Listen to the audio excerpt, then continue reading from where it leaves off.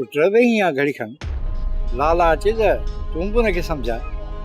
चाचा से हिन चक्कर मुंहिंजो रुख के ॿिए तरफ़ आहे, लाला जो रुख वरी कंहिं ॿिए तरफ़। तो हिन वक़्तु लाला मुंहिंजी हिक बि कोन। बाक़ी लाला खे सम्झाइण तव्हां ॿिन्ही जी ज़िम्मेवारी आहे। पर पोइ बि जेकॾहिं लाला नथो सम्झे त पक ॼाणो त वज़ीर जो खून लुढ़ी वेंदो। ऐं हिन वक़्तु जेके थोरा घणा सबूत मिलनि था, जेकॾहिं अञा बि डर कईसीं त यकीन ॼाणो नवाब खान उहे बि विञाए छॾींदो। सिजावल पुट, लाला त चए थो मां पंहिंजे भाउ जो पलांद कयां।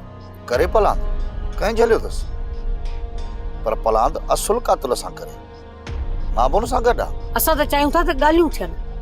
जेकॾहिं लाला पलांद कयो त छा हू लाला खे ज़िंदा छॾींदा? तूं ई ॿुधा, जेकॾहिं लाला खे कुझु थियो त छा असां ज़िंदा रही सघंदासीं?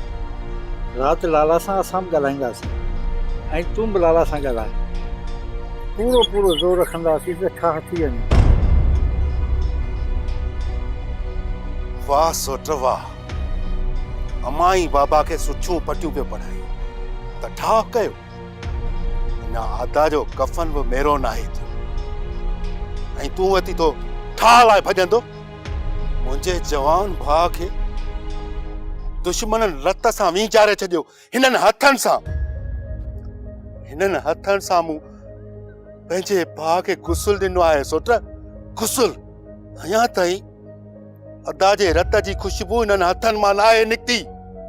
अदा जूं यादूं हिन घर में पलाव थियूं कनि ऐं मूंखे पूरी पक आहे त अदा जो रूह मूं साम्हूं बाॾाईंदो हूंदो ऐं चवंदो हूंदो त अदा मां बेक़सूर कुठो वियो आहियां।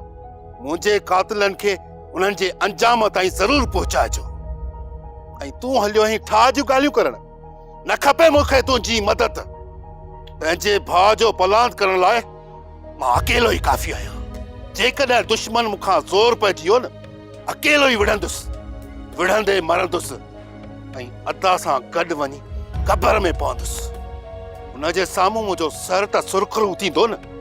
शर्म खां कंधु झुकियल कोन हूंदो त मां दुश्मननि खां डिॼी वञी ठाह कयो।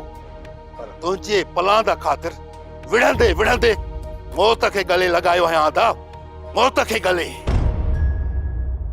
सोप सीरियल तकरार तमाम एपिसोड ॾिसो हाणे HD क्वालिटी में। विजिट कयो असांजो YouTube channel Sindh TV HD drama.